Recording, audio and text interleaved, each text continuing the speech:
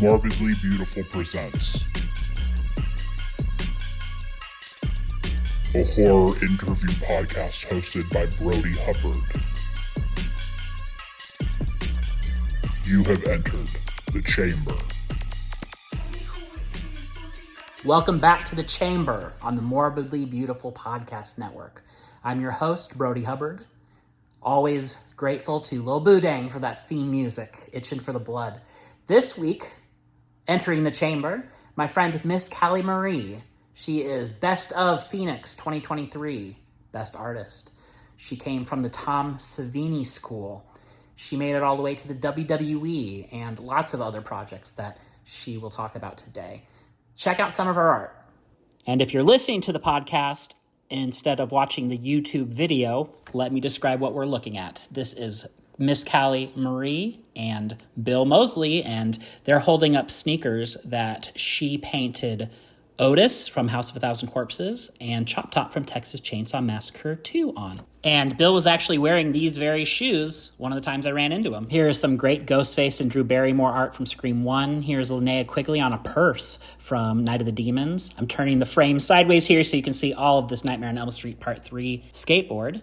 Always a big fan of the Frankenstein Monster and the Bride. Callie also explains the surprising way that she got into horror as a kid, and I'll give you a warning now. It could be triggering for those of you who have lost family members to violent crime. We don't get into detail. It's just, I think, an important part of Callie's story that we acknowledge in the conversation. Also, just for context, when you hear us talk about Justin, that would be Mr. Callie Marie. That's Callie's husband, somebody I met through Terror Trader a couple years back.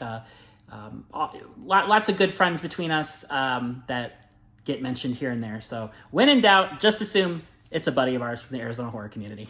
We also talk about horror novelizations. And so there's a lot for you to enjoy in this conversation today as Miss Callie Marie enters the chamber.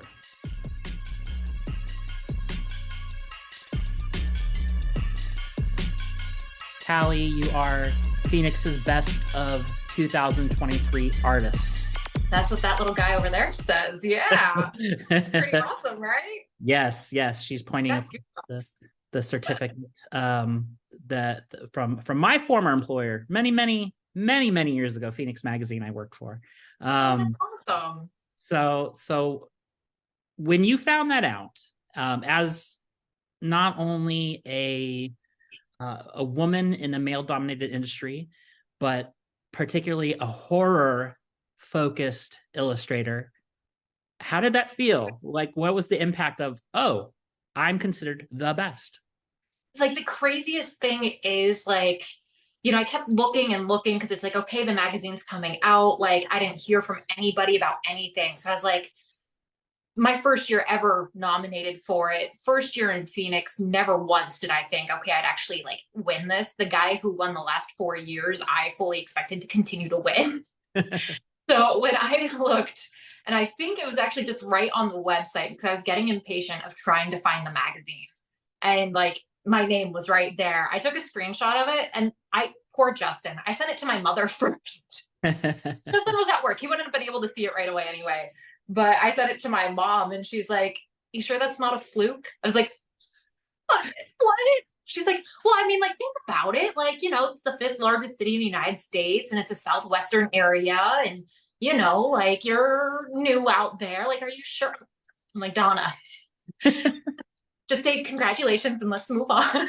But no, it didn't feel real. And I actually sat on the news for about a month and a half before I even announced it, just waiting for the right time to actually like put it out there. I know it kind of hit right before Mad Monster did, so I didn't want that to like do anything with like Justin working or him trying to take time off to like celebrate with me. And it's like just too much going on. And finally I was like, it's time. And it's been surreal ever since. Like, I still don't believe it. Like, it's printed out right over there and I look at it every day and I'm like, you sure? Like, this isn't a fluke? Like, they didn't get the names mixed up. Like, I'm not second runner up. Because every year back home, we had like the Best of the Valley in the area that I'm from. And every year I always played second. The first place winner has won every year since they started doing it. So I was like, there's no way I'm going to win out here if I can't win back home with people who have known me my entire life. But no, it's surreal. It is. It's great though. Yeah, your art has definitely taken the horror community by storm. You referred to Mad Monster Party, and one of the times that I was chatting with Bill Moseley, our friend from Texas Chainsaw Massacre 2 and the Firefly trilogy, he was wearing your shoes. And what I mean by that is shoes that you have done art on. Yeah. So the funny thing is, this year was actually the first time I'd actually met Bill in person, but I have worked with him numerous times in the past with shoes. He actually has 2 or 3 different pairs now. And it all started, I did a pair of Texas Chainsaw 2 shoes for a client maybe 2.5, 3 years ago. And so many people tagged him in them. I was working at Macy's at the time, and I'll never forget it. A message pops up on my phone on Instagram, and it is from Chop Top Moseley. And it says, shoes are great. Do you have them in a 10.5? And I like dropped my phone and I jumped like 6 feet in the air, like trying not to scream. Like, Bill Moseley just asked me about shoes. Like, what is this? And, I told him, they're all custom to order. Was there anything in particular he wanted? He's like, no, do whatever you want. I was like, okay. So the first pair is actually the pair that he didn't wear. He wore the second pair where after he got the first ones and he posted them, he was like, can you do a second pair? He's like, but I want to do Chop Top and Otis. And I was like, oh, okay. So I've never done Otis before, and he wanted a different version of Chop Top instead of like the scratching coat hanger one. Yeah. So it was really cool to get to be able to do those. And he messaged me the Thursday before Mad Monster. He was like, hey, I heard you're in Phoenix now. I packed your shoes. I was like, okay, all right. And the best thing is, like, as soon as Justin is wonderful, as soon as we found out that Bill Moseley was coming out, he made sure I had a photo op with him. And when Bill said he brought the shoes out, I kept putting everybody else in line ahead of me. Like, I was like, I need to be last in line to see Bill. Like, I need to be last. And when I got up there, he's like, we had already met prior to the photo op, but he was like, you thinking what I'm thinking? I'm like, you're going to take your shoes off and we're going to hold them up in a picture. He was like, yep. So that's what we did. And he was so cute because anytime somebody asked him about the shoes that weekend, he was so excited to tell them about me. And he's just such a great guy. And the fact that he was there by himself, he didn't have a handler, like he was doing everything on his own and took the time to actually talk to everybody. Yeah. Like, I just waltzed up to his table. I was like, I'm not here to buy anything. I'm just here to introduce myself. And he was just like so stoked. He threw his feet up on the table to show the shoes. And it was just really cool. So hopefully we continue to work together, or who knows what else is going to lead through those doors. But yeah, that was surreal. That's exciting. You've had I've referred to it when we were previewing in the last episode that you'd be coming on. I said a fascinating person with quite a career journey, and I have had quite the career journey. Yes. Now I do want to get to Pittsburgh, but I want to hear first about how you. So I look at my 5-year-old daughter and who and she is somebody who gravitated towards horror without my influence whatsoever. Like, I took her brother, my son, to like a Mad Monster Party in 2018. Yeah. And he kind of caught wind of it, got hip to it like from me, but his sister just Halloween stores or Halloween displays at shops, just jumping right towards them. She's picked her own favorites. She fell in love with the image of Otis in House of a Thousand Corpses on the poster and just was obsessed with it and was obsessed with meeting Bill. How did you come to that early interest in horror? So it's a lot of people think it's a really tragic story, but I look at it as a total opposite. So when I was 10 years old, my niece was brutally murdered. And my parents tried everything to like shelter the rest of us from like kind of knowing what had happened or like getting into any of it. They thought, I don't know if it was just them trying to be overly protective, like we're going to protect you from all the actual horrors in the world or what. But my family was also very religious. So growing up in that environment, like country music only, like can't listen to rock and roll, it's the devil's music, like that kind of environment. Yeah. And after my niece had passed, I started watching, it was actually the show CSI. Oh, yeah. I got really big into CSI and I wanted to become a crime scene investigator, which was a horror to my parents at like 10 years old, coming home from the Scholastic Book Fair with a CSI kit instead of like an actual book. Right. But then it gravitated to the first horror movie I ever watched. I snuck back out into the living room, and DirecTV used to have what was known as the Chiller channel. Yes. And sure. I missed Chiller so much because it opened up my eyes to so much. and it was a double feature. It's Bride of Chucky and Seed of Chucky. And at that time, like 10 years old, I thought they were the greatest things in the world. So I would like continuously sneak back out into the living room, make sure everybody was asleep. And then it was like The Crow and like diving more into it. And then when I was maybe 13 or 14, I started volunteering at a local haunted house, again, to my parents' horror, because they don't do any of that. And it's just kind of snowballed since then, you know, like took it upon myself. The rest of my family, like all the kids growing up, I'm one of 6. So the 3 older ones, none of them are into horror, like, especially since my niece Pat's my older sister's daughter, like none of them got into it. Still very like Hallmark movies only. And then my younger sister, she doesn't really care about horror, but my baby brother, the youngest one, he kind of gravitated towards it after like he saw what I went to school for and everything else. Like even now he's 23 and he'll text me. He's like, do you have any Netflix recommendations? Like, how's this movie? What's your thoughts on this? Like, can you tell me about this one? Like, I need to know a good movie to take a girl to. And I was like, buddy, I got you. Like, thank you for indulging in this with me, because I had nobody until we were like all out of the house. Yeah. Now this was all in Pennsylvania, right? Yes. Yeah. It was all back. I'm from Scranton. Right. Yes. Very famous NBC sitcom from adapted from British property. But you did, like you mentioned, go to school. You ended up going to Tom Savini School for Makeup in Pittsburgh. Is that correct?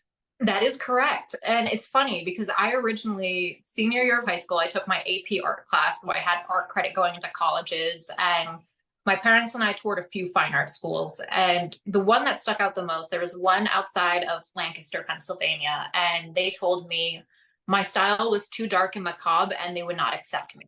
And I was like, but it's art. Like, how can you say that somebody's style is too different when art is supposed to be subjective? Like, it didn't make sense to me.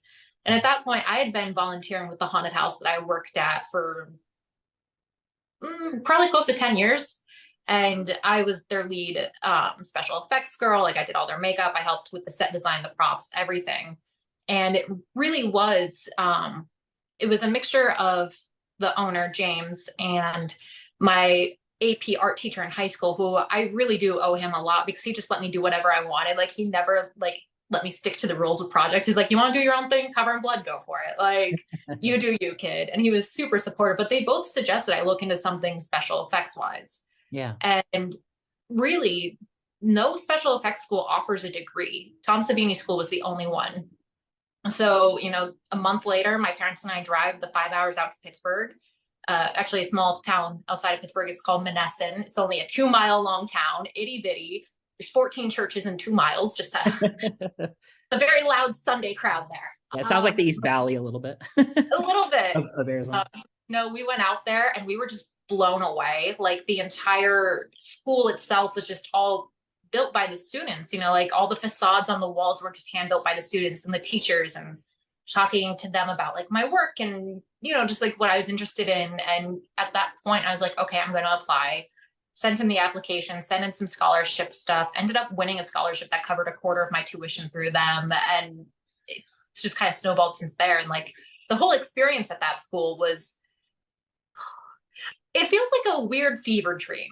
It's Yeah. like, if you ask any 2 people that have gone to that school, it's 2 totally different experiences. And it's always just the weirdest things that you can think of that happen at that school. And you don't think like twice about it. It's like, oh, you know, like there was a teacher throwing a party and doing drugs with students in the classroom instead of actual classwork. Okay, that makes sense. You had blue hair and a mohawk and you wore lingerie. Like, okay, like what kind of school is this? Like, my parents started to get concerned because of like, you know, little Christian Callie coming out to school and coming back home like 3 weeks later with a blue mohawk and shaved sides on her head. And, you know, just, it was interesting. I think my parents kind of second guessed it at first. They were like, okay, you're 5 hours away from us. Like, what are you doing? It seems like a party school, but I was just there for the artwork and making the friends. And there's so many people from all walks of life. I was actually the youngest one in my class.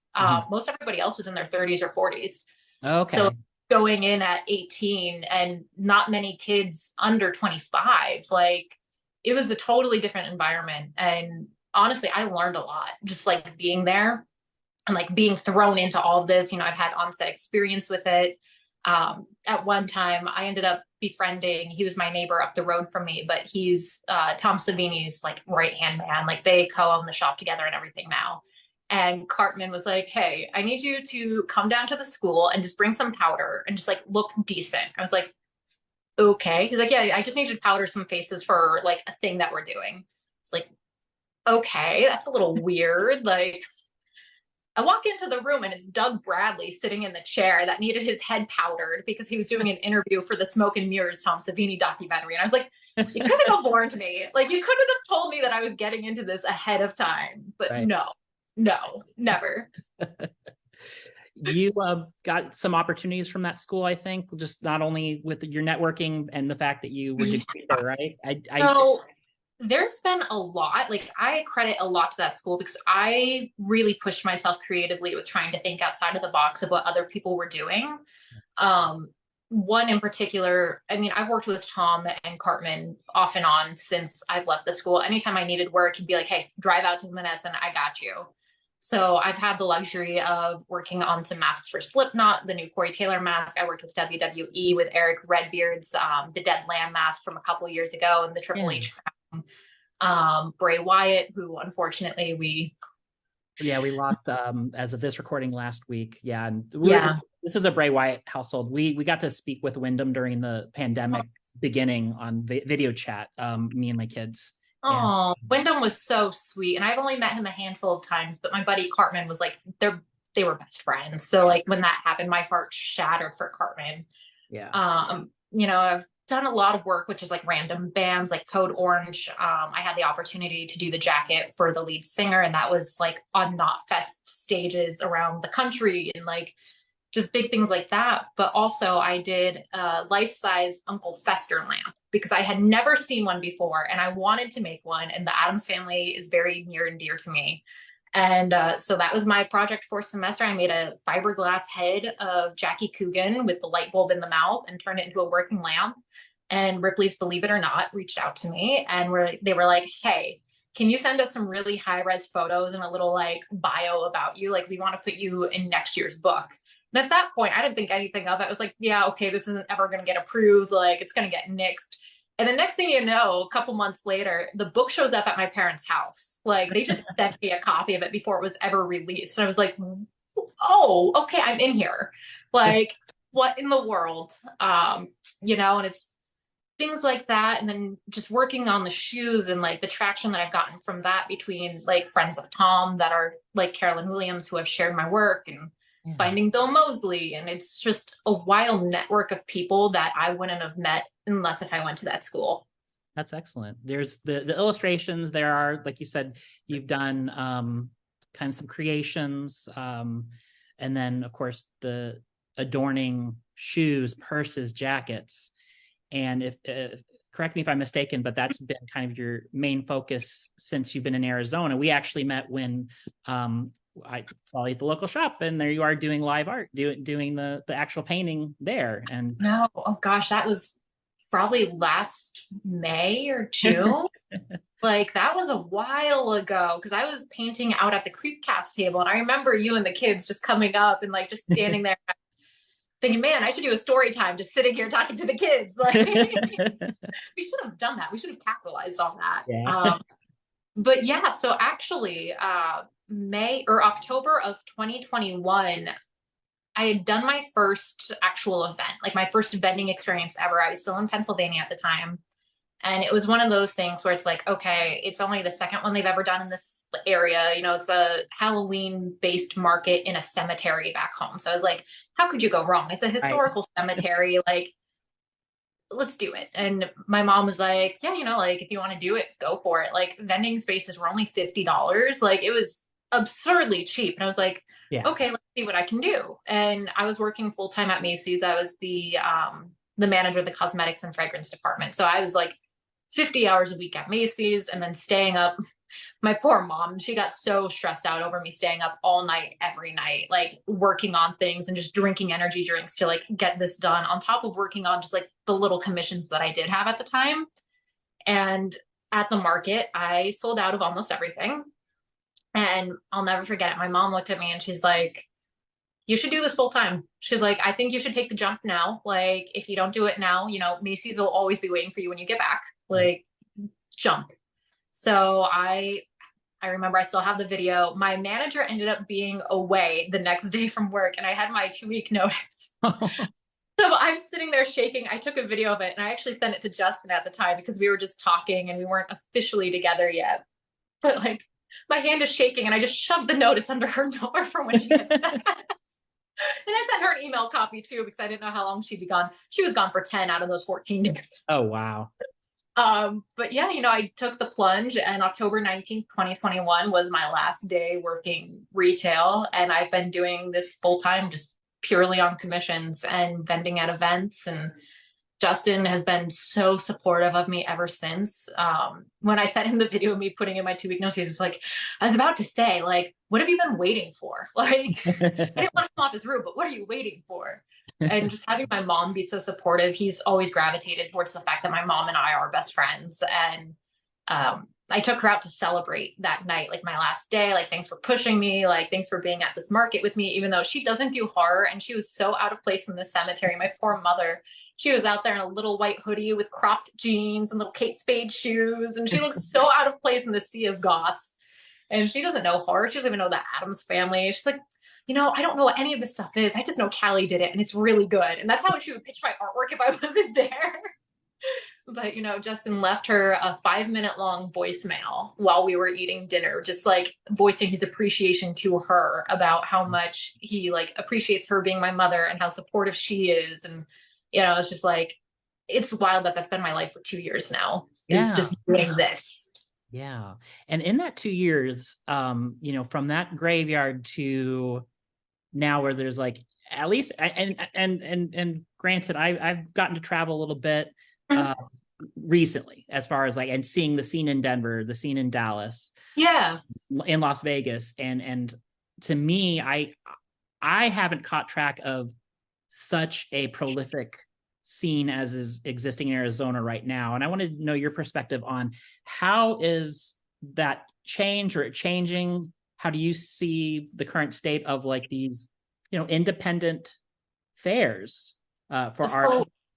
The wild thing is, like, Pittsburgh has a pretty strong horror community, and I was lucky enough to kind of see that firsthand because they are the zombie capital of the United States.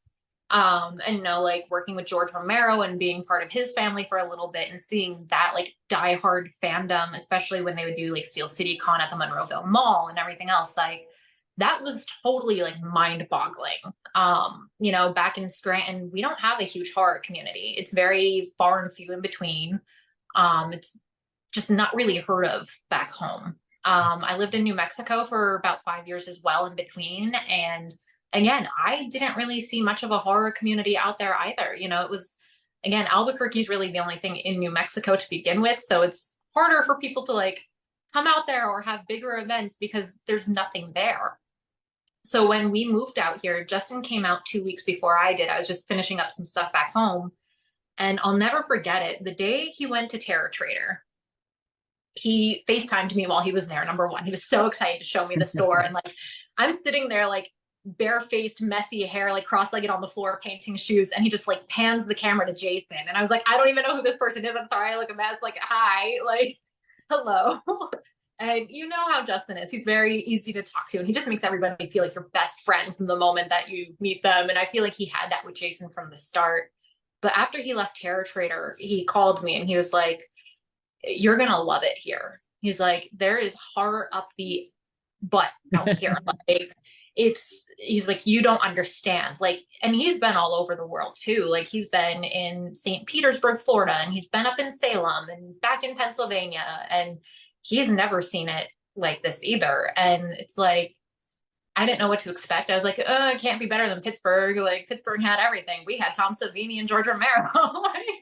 So I came out here. I didn't know what to think or what to expect. And the day I came to Arizona, the day I got out here, he gave me 30 minutes to get myself put together after driving 40 hours. Like, you got 30 minutes and then we're leaving or getting back in the car. And he took me to Terror Trader on New Year's Eve, 2021. And we spent 4 hours there until they closed shop for the night, just talking with Gina and Jason and hearing how the store had even grown in those first 2 months of them being open. And to see them go from what we walked into and looking back at old pictures of Terror Trader, like the day that I got there, compared to what it is now, or just seeing it evolve and seeing how the events evolved, Yeah. especially with like Sales from the Dark Side, like seeing that go from a few 10-foot tables out in a parking lot to the April event where it was nighttime and it was like a carnival to, okay, now we're inside. We have Linnea Quigley and oh, nope, now we're in a bigger building and now the Mesa Convention Center. It's crazy. But not only do we have Terror Trader, there's also the spooky shops going on and there's Witchcrafted and there's always all these little markets. And I feel like every single one of them is just getting bigger and better out here. And it's surreal. I never thought, like, in Arizona of all places, where it's hotter than Hades, like we would actually have a community that's so diehard about horror and like the goth industry and just like everything else. And everybody out here has been so supportive. Like it's wild. Yeah, yeah. It's neat to see it firsthand here, and then to catch glimpses of it from other towns and other shops. It's just an interesting time in as we go into 2024, where Yeah. and there's such a lack of new content really happening because of the strikes, the writer strikes, and Exactly. now that we have a lot of independent horror to enjoy, and so I feel like. And there's a lot of independent horror in Arizona. I mean, we have Dr. Seville, we have Dylan's New Nightmare. Yeah. There's a ton that I'm probably missing right now that I can't think of, that I know they've shot things inside of Terror Trader before. And it's like, it's awesome to see it all. Yeah, yeah. What do you foresee for yourself going into the new year as far as big plans or projects that you're cooking up? Oh boy. Oh man. So I want to try and do more markets this year, especially. I've taken a backseat to doing markets and just trying to catch up on individual commissions and trying to like work on building my style more. I feel like a lot of the time, if I'm just working too much, my style just loses the amount of detail that I like to put in it, or like I trying to learn new ways to do different types of artwork. But definitely do more markets. I want to get back into the stores. I want to get back into sculpting because I haven't done that since Savini school. And Riley, Justin Zombro, Right. he's always pushing me about like, why don't you sculpt? Like, why don't you sculpt? I'm like, Zom brother, listen, like it's a matter of buying all the materials, finding the time, having the space, being able to mold things again. Like it takes a lot of work. And I haven't carved that time out for myself to do that. So I definitely want to get back into that and revisit some of my older projects and revamp them, make them newer, and see if there's any sort of market for those on top of just doing like my custom to order things. I definitely want to have more of a backup of like ready made items, ready to ship items, potentially just build a website and see where we go from there. Wonderful. It occurs to me that you'll have to tell me. I seem to remember. Are you a little bit of an expert on horror movie novelizations? Am I remembering that correct, or is it just specific novelizations? I mean, pretty much, yeah. I've got a whole collection of them out there. Okay. So I did remember. Let me tell you, I messed up because I was so excited about Mad Monster, and I had a whole stack of things to bring in for Tom Atkins, and I only grabbed my posters. I didn't grab my book. I should have grabbed my H3 book, and I totally spaced on doing that. Like I kick myself in the butt about that every time I look at it. That's definitely a niche collection. What all do you have, or like it's just rattle off a few? I have always been really big into reading and horror books, especially. I have a best friend of mine back in Indianapolis, and monthly we do what we call book club, where we just send each other like copies of books that we've both really loved. We love half price books, especially. Yeah. I have a ton of Alfred Hitchcock first editions. I have a first edition of The Shining. I have my H1, 2, and 3 novelizations. I have the Ghostbusters novelizations. I have the Fright Night novelization. I have the original manuscript for Return of the Living Dead, which just makes me irate when I read that book. I was like, there's no way that this is written and it was what the movie was originally going to be if George Romero didn't like stop working with John Russo. Like, there's no way this is what it would have been, because this is just Night of the Living Dead Part 2. Like, it made me so irate anytime I read it. But no, I'm huge into the novelizations, especially the first one I ever read was the Halloween 3 one. I didn't know these existed until I saw that one day, and I was like, let's give it a shot. And it made me love the book more than the movie. And we know how much I love the movie. Right, Like, right. H3 is my thing. And for the book to be that much better and more visceral, Psycho and Psycho 2, Psycho Part 2, the book, I wish that's what the movie was actually based off of, because it is, again, so visceral and so disgusting. And I read that book before I ever watched Part 2. I've been a diehard Psycho fan my entire life. Top half of my leg is dedicated to it. But reading the book of Part 2 just made me like, oh, okay, this is going to be great. It's going to be great. I watched the movie and I'm like, what is this? This is not the book. Like, this is nothing at all like it. Like, where did they get this concept from? Because this is nothing like the book. But yeah, it's wild. There's so many novelizations out there. And the one thing that like Justin and I really bonded over was reading. Yeah. Which is funny. Most people don't realize he's such a reader, but no, it's reading and book clubs and like constantly like bouncing books off of each other and like, oh, what did you think of this one? And it's, yeah, I'm just happy I have somebody who supports my addiction of buying first editions and not, because it's a lot. Well, congratulations again on Best Artist of 2023, Phoenix. Thank you. And excited to, our household loves you and all your stuff, but you as a person, of course. But loving your stuff and hoping to collect more of it and seeing what new pops up in 2024. And I'm happy to have you as one of the first guests on The Chamber on the Morbidly Beautiful podcast network. So thank you for having me. This was so much fun. Yes, hopefully we could do it again sometime. Yes, absolutely. Head straight over to Instagram, Miss_Callie_Marie.